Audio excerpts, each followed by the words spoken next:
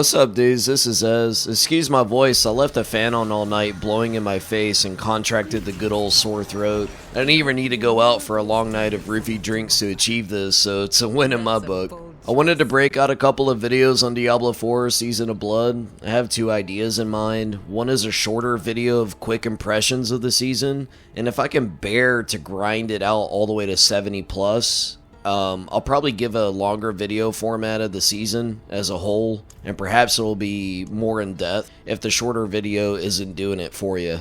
I enjoyed Diablo 4 greatly at release. I participated in the betas, and I played on early access on June 1st. I enjoyed the campaign and my leveling experience from level 1 to 60. But after that, the game just felt like a grind, and it was very repetitive with spamming nightmare dungeons and doing the occasional Helltide or world boss. Many people felt this way. I wasn't alone in this. There just wasn't much to do, and the loot was pretty boring. I enjoy action RPGs, and one of my favorites is Grim Dawn. Getting new loot in that game feels good to see. You are checking out every single detail in that tooltip of the item, trying to figure out if this is something you can use for your build, or if not. Maybe a different build for your class, or even a new character that you can make in the future. Grim Dawn can also be a punishing experience, and will give you great feedback if the items and skills you have are just not optimized. That's not saying you can't try out a certain build that it's off limits, but you have to refine it. And I feel like the game gives you the possibilities to make that happen. Now, I don't want to make this about Grim Dawn, but the example I give is the loot and how much better it flows in games like Grim Dawn and even Path of Exile. That shit matters. I can't tell you how many times I have ran nightmare dungeons and salvaged an entire inventory full of items because the items are so damn irrelevant. It's gotten to the point I'm more excited about the cosmetics in the freaking shop than I am about the actual items in the game.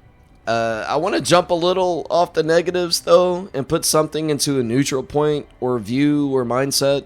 Going to try out Season 2 for Diablo 4 and see if they fixed any of the original issues that me and many other people stopped playing for. I'm going to give a fair opinion on how I feel about the season, but keep in mind it's my opinion, dude.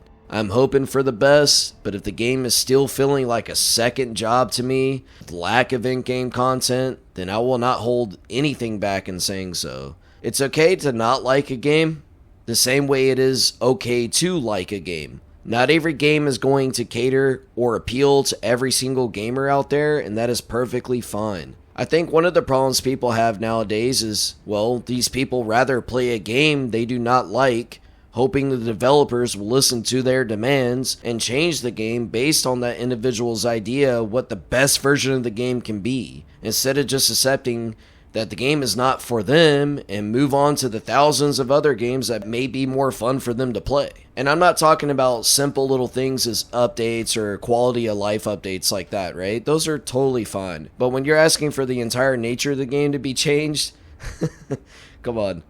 So that's what we're going to find out. And if you're someone who's similar to me and maybe you are on the fence about Diablo 4 and jumping back into the game but unsure, then let me take the hit for you, bro. Check out my videos coming soon.